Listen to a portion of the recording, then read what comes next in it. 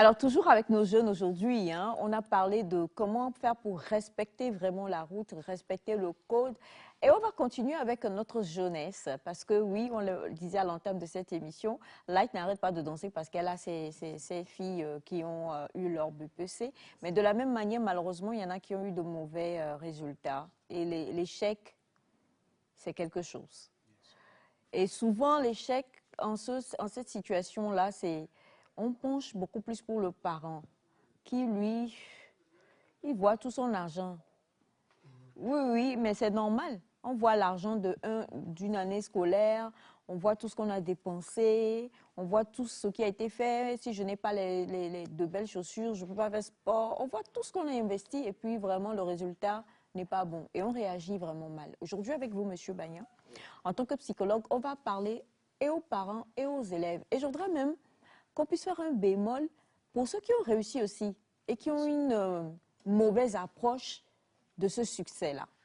Alors, pour tous nos jeunes qui ont malheureusement eu un mauvais résultat, commençons par le parent. Attention, on est en Afrique et on est plus particulièrement au Togo, donc parlez bien. Merci, t'inquiète pour ça. Voilà. Et parlez bien. Bonjour et bienvenue. Ici, nous analysons et nous partageons des connaissances et des réalités de vie les plus marquantes pour en tirer des clés de compréhension, d'inspiration et d'action. L'extrait que vous allez suivre est présenté dans un cadre éducatif, informatif et réflexif. Tout cela dans un environnement souple. Installez-vous bien et n'oubliez pas, ce n'est pas ce qu'on entend qui change une vie, mais c'est ce qu'on en fait. Merci, à tout à l'heure. Ok, merci Aïcha. Je pense que c'est une opportunité pour interpeller toute la population, les parents, les responsables d'établissement, les élèves et tout acteur qui rentre dans l'éducation de nos jeunes frères et sœurs actuellement. Je pense que l'échec, bien sûr qu'on ne le souhaite pas, mais ça fait partie du processus de développement d'une personne. Parce que tout apprenant peut bien réussir ou ne pas bien réussir. D'accord? Et quand on ne réussit pas, ça ne veut pas dire que c'est fini. C'est l'occasion de revoir les paramètres qui n'ont pas pu marcher. Il va falloir refaire une rétro-inspection par rapport aux étapes qu'on a suivies courant l'année pour voir qu'est-ce qui a marché, qu'est-ce qui n'a pas marché, qu'est-ce qui a conduit à cet échec. Et ce rappel-là n'est pas seulement qu'à l'élève, c'est aussi au niveau des parents. Comment? Parce que pour qu'un élève réussisse son année scolaire, ça ne dépend pas seulement de lui. Ça dépend et de l'enfant, ou l'élève, ou l'apprenant, je vais dire. Ça dépend de ses parents qui l'ont mis à l'école. Ça dépend aussi des enseignants qui ont encadré ces élèves courant l'année scolaire et de l'organisation qui est mise en place au sein de cet établissement.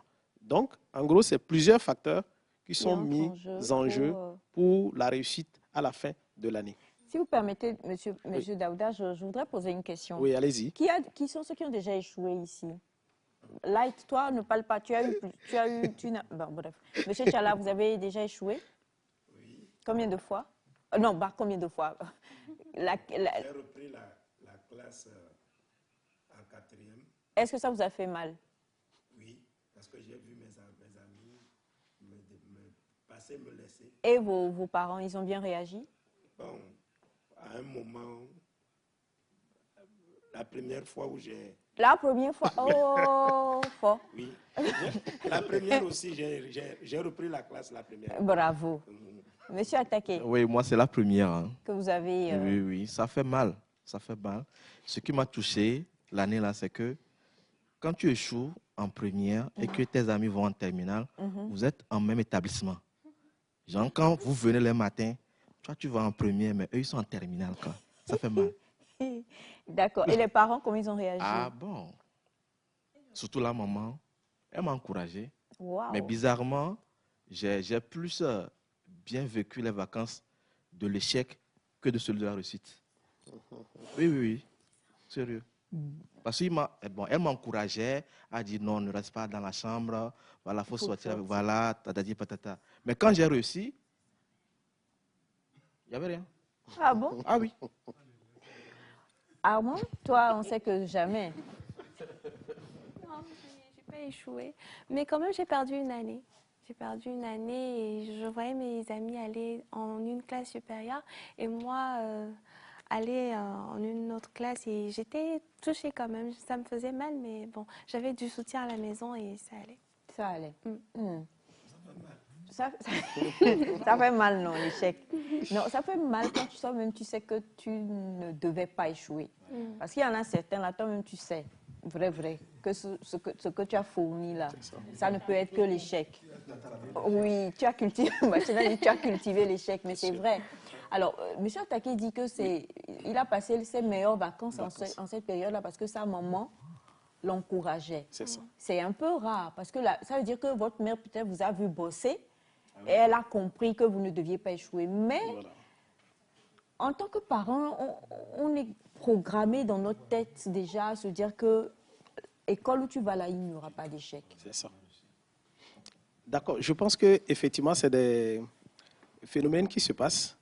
Et je remercie les parents de notre cher Monsieur Attaqué? monsieur Attaqué.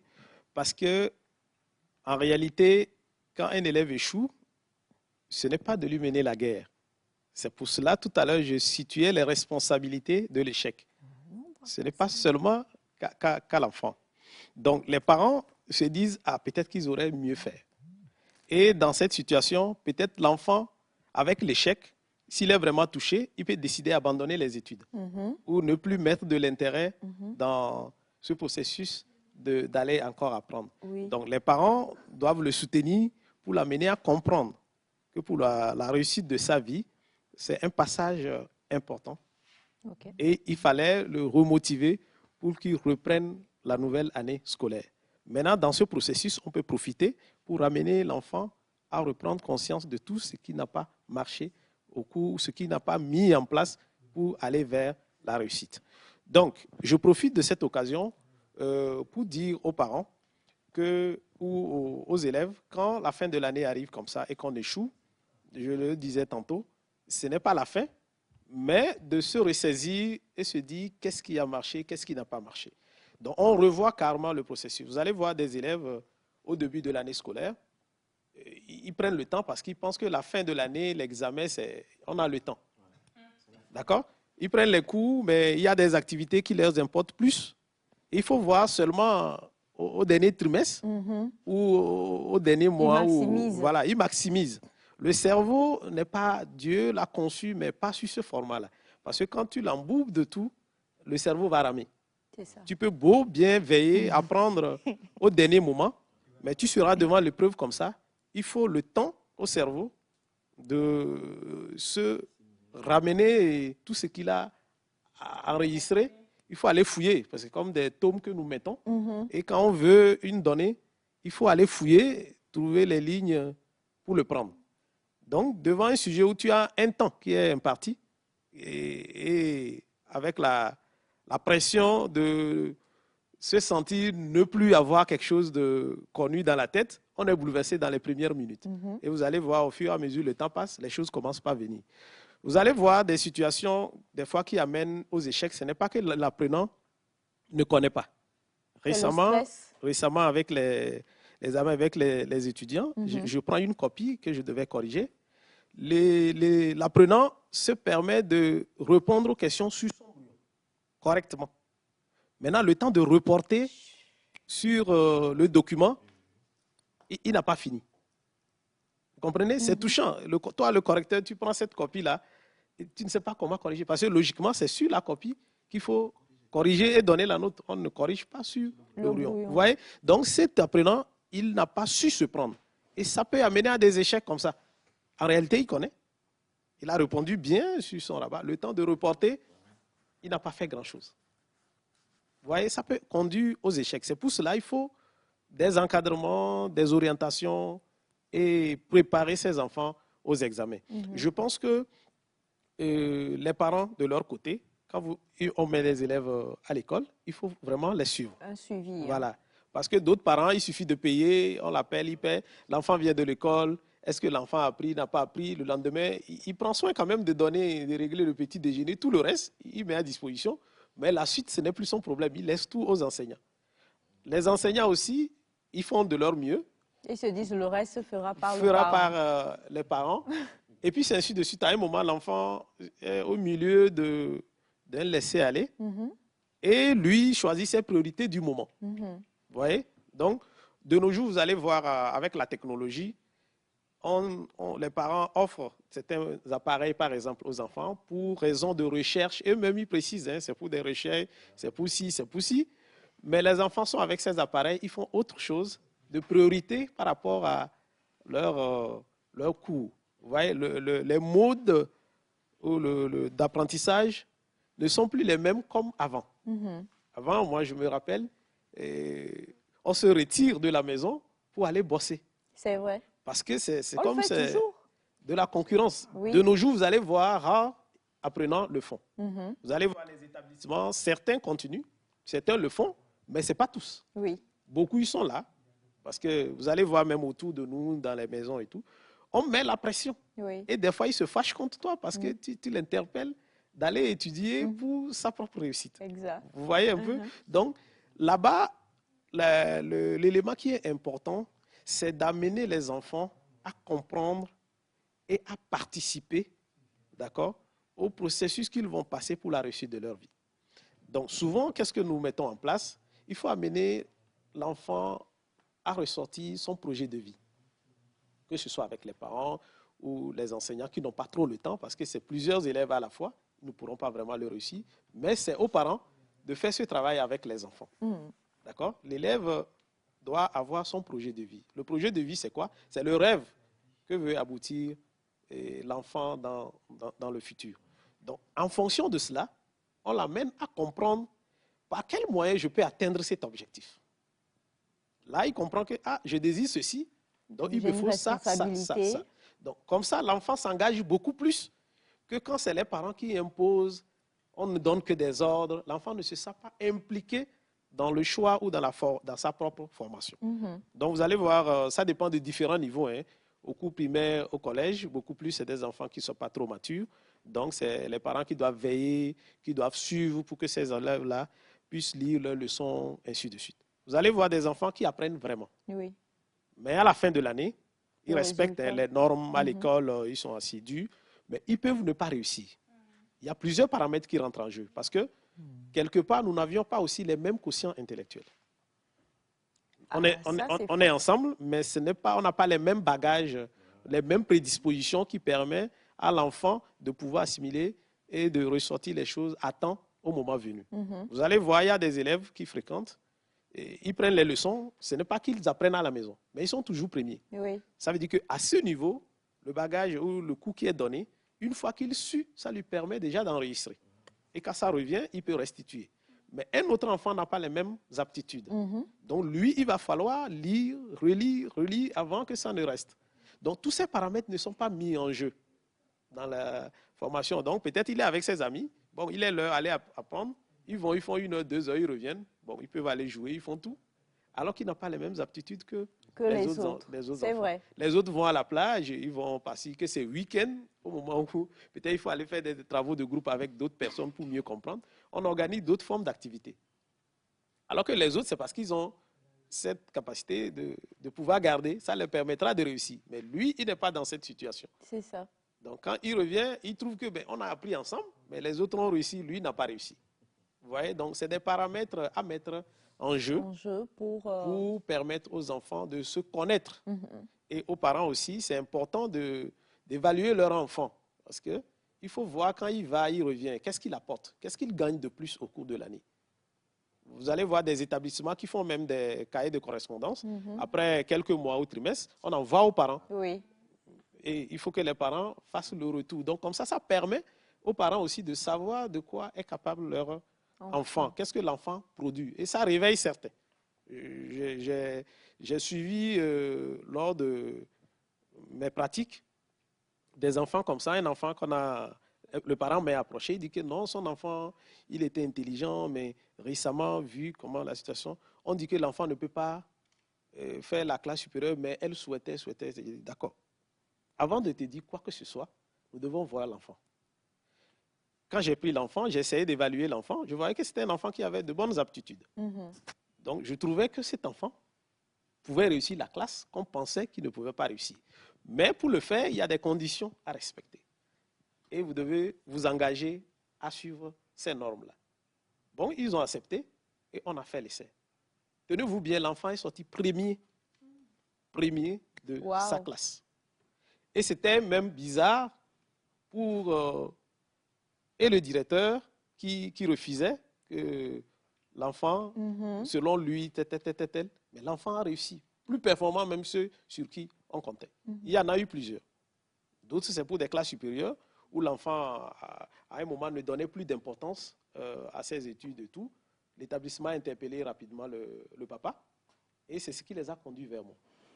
Mais cet enfant aussi, qui quitte de 8 de moyenne, finit l'année avec 17 de moyenne. Oh. Donc, c'est-à-dire que des fois, les enfants ont des aptitudes de réussir, mais l'encadrement qu'on leur offre, ce qu'on leur met à disposition ou comment on les aide, amène à ce qu'on va à l'échec ou à la réussite. À la réussite. Donc, l'échec, ce n'est pas la fin.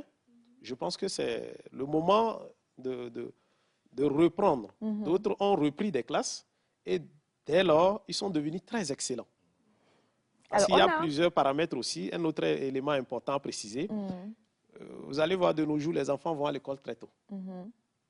Et ils dépassent des fois, c'est-à-dire selon leur capacité intellectuelle, comme j'étais en train de le dire, l'enfant n'a pas atteint, il n'a pas une maturité pour certains cours, mais il est dans cette classe. L'enfant aura de la peine à réussir. Dans les cours primaires et collège, des fois, ça ne se ressent pas tellement. Mais avec le lycée, ça commence par se préciser, où des enfants ont de la peine à réussir les sciences. D'accord? Vous allez voir de nos jours, parce qu'ils vont très tôt, la maturité du quotient est adaptée. En réalité, c'est pourquoi vous allez voir les psychopédagogues et l'État et tout, on met des dispositions pour que les enfants aillent au CPD à 12 ans. Oui. Parce que c'est à partir de 12 ans que le raisonnement formel commence. Par exemple, traiter les X, Y, c'est formel. C'est formel. Vous comprenez? Un enfant qui est dans le concret. Le cours primaire, c'est le concret. On dit 1, on lui montre un bâtonnet. On est dans le concret. Le 1, il doit le voir. Mais le X, on ne sait pas ce que c'est, mais on calcule avec. C'est un peu dans le formel. Donc, un enfant qui n'a pas 12 ans, parce que cette disposition en l'être humain se met en place en moyenne autour de 12 ans. Il y a des enfants précoces. Donc, lui, déjà à 10 ans, il a déjà cette maturité, ou à 11 ans. Donc, il peut être dans cette classe et réussir. Maintenant, moi aussi, je veux que mon enfant soit comme ça. Alors que lui, sa maturité, peut-être, c'est à 13 ans que ça va venir. Donc, il va souffrir. Et vous allez voir, du primaire jusqu'au collège, des fois, les enfants arrivent à s'en sortir. Parce qu'au niveau des langues, de la littérature, ça ne pose pas trop de problème. Mais quand on va en sciences, c'est compliqué pour cet enfant. Donc, ça fait que d'aller voir des enfants qui ont le bac, mais pour faire l'université, c'est compliqué. Ils sont perdus totalement. Parce que l'enseignement est à un niveau supérieur. Le parent, hein, parce qu'on parle aux parents et en même temps aux jeunes aussi ce matin, ça va vraiment vers le parent qui doit tout faire pour connaître son enfant. Pour connaître son enfant. Chercher même à faire connaître son enfant. Parce que ce que vous dites là, si on n'a pas appris ça nous-mêmes, ça va être difficile de savoir comment guider ou diriger nos propres enfants déjà. Voilà. Et on a, bonjour Nectar, l'échec fait mal, mais n'est pas si mauvais en soi. Je me souviens en classe de première, j'ai échoué au probatoire, j'ai eu le dégoût des études, j'ai abandonné les classes pendant 2 ans. Comment tu peux perdre? Bon, désolé. Pendant 2 ans, il a fallu qu'un frère de l'église m'emmène à voir le bon côté des choses et à m'encourager. Cela m'a amené à reprendre les classes et à réussir brillamment. Bonne émission à vous, c'est Le Béni depuis Lomé. Merci infiniment. Alors, merci beaucoup à mon grand psychologue. L'échec n'est pas une volonté en soi, car même le dernier d'une classe aux évaluations en cours d'année, avant l'examen, ne se dit jamais qu'il va échouer à l'examen de fin d'année. Soyons juste conscients et prévisibles, tout peut arriver, car la chance joue aussi sa part dans la réussite de plusieurs élèves à l'examen. Merci beaucoup pour vos conseils, c'est vraiment nourrissant. Merci infiniment. Alors tout à l'heure, on parlait avec Monsieur Attaqué et avec Monsieur Tchala, hein, il nous reste à peine 4 minutes, de la réussite. Oui. Normalement, c'est le succès. Est-ce qu'il y a une manière de gérer la réussite? Je pense. Avec la réussite, parce qu'on espère, on finit l'année, non seulement les classes de passage, surtout les classes d'examen, la pression, l'anxiété qui est là, on réussit, c'est l'euphorie. On est tellement en joie. Vous aviez vu, ils ont su bien le dire, hein, dans les familles avec cette réussite, Et on permet à la personne beaucoup de choses. Oui, Et c'est dans ça, normal. dans cette euphorie, on est un peu excité, sans même toucher à quoi que ce soit. Donc, on ne contrôle plus, on n'a plus la même mise sur notre contrôle, notre équilibre. Donc, en situation de conduite ou de circulation, on peut causer des gaffes parce qu'on se sent vraiment supérieur. Avec cette réussite, on se sent au-delà des normes. C'est comme on est... Même les parents. Vous voyez un Surtout peu? les parents. Voilà, c'est une fierté, c'est une joie parce que on a toujours espéré, toute une année, on espère un résultat, on l'a. Je pense que c'est une joie normale, seulement qu'elle doit être contrôlée et comprendre que cette réussite, ce n'est pas fini, surtout pour les études. Ce n'est que le début d'une nouvelle année scolaire. Donc, on réussit, il faut faire comprendre à l'enfant qu'il doit, c'est maintenant même, il doit plus prendre de responsabilités pour maintenir là où il a mené la barre. C'est comme si c'est un défi, il a mené la barre à un niveau. Donc, aux prochaines séances, il doit faire au plus que ce qu'il a eu à faire. Et non, fêter et s'oublier, oublier tout. Non, ce n'est pas comme ça. Nous sommes en vacances, comme vous l'aviez dit. On réussit, c'est le moment même de commencer par se mettre à jour pour affronter l'année suivante. Ce n'est pas seulement aux examens. Hein. Pour nous, les parents, on t'annonce une bonne nouvelle au boulot. Oui. Vous allez voir, même sur la route, la façon dont la personne conduit pour rejoindre son amant et fêter, ça peut aussi causer d'autres choses. Donc, ce n'est pas seulement pour les élèves. Et les parents et les élèves, nous sommes tous impliqués. Donc, nous allons juste interpeller nos frères, nos sœurs qui ont réussi à leurs examens, de fêter, de jouir, bien sûr, mais il ne faut pas qu'ils jouissent sans contrôle. Il faudrait qu'ils soient en eux-mêmes, maîtriser leur équilibre pour leur propre prévention, ainsi que pour les parents. Et aux élèves qui n'ont pas réussi, on va juste leur dire courage et leur faire savoir que ce n'est que le début d'une nouvelle réussite. Parce que l'échec, on ne doit pas le prendre comme une finalité négative, mais quelque part, elle est aussi source d'un bon départ. Bien sûr, je pense que Nelson Mandela a eu à le dire, dans sa vie, il n'échoue jamais, mais chaque échec, comme on le dit, l'amène à apprendre de nouveau. Parce que quand il reprend, il y a de nouvelles choses qu'il apprend de nouveau que d'autres n'arrivent pas. J'ai eu un professeur d'SVT qui dit qu'il a fait la terminale 4 fois. Ça lui a permis de maîtriser tellement le programme que quand il a réussi à l'université, il est devenu enseignant. Quand il te fait le cours, tu n'as pas besoin d'aller souffrir avant de comprendre. Donc, c'est-à-dire que sa compétence de transmettre tous ces cours-là. Il était en formation. Voilà, il était en formation. Il était en formation, quoi. Il dit toujours que c'était l'utilité de ces échecs-là. Vous voyez, donc, l'échec, ce n'est pas une fin en soi, mais de le prendre positivement et chercher à corriger ce qui n'a pas marché pour que l'année prochaine soit positive. Alors, très chers parents, c'est important, hein, mais on est tous dans la joie présentement. Et si vous avez envie que votre enfant puisse bien profiter du succès de son examen, je crois qu'il faut l'envoyer vers des choses, mais qui soient des choses positives. Vous voyez, on a commencé déjà par vous parler de la colonie, circuit vacances qui va bientôt démarrer. Il voyage, il s'amuse, mais il apprend aussi. Et il se détend. C'est mieux que de dire, tu es où, Armand? Tu viens d'avoir ton PC. Prends la clé de la voiture, roule ma fille. Vas-y, toi. Toi, tu roules et tout. Toi, tu as réussi tout ça là. Et Dan, baby, et gain. Toi, vas-y, toi, ma fille, roule. Voilà. Donc, il faut vraiment prendre les choses avec un peu de recul quand même, comme on le comprend, que ce soit l'échec ou même la réussite, parce que c'est important qu'au final, l'enfant soit épanoui dans les deux cas.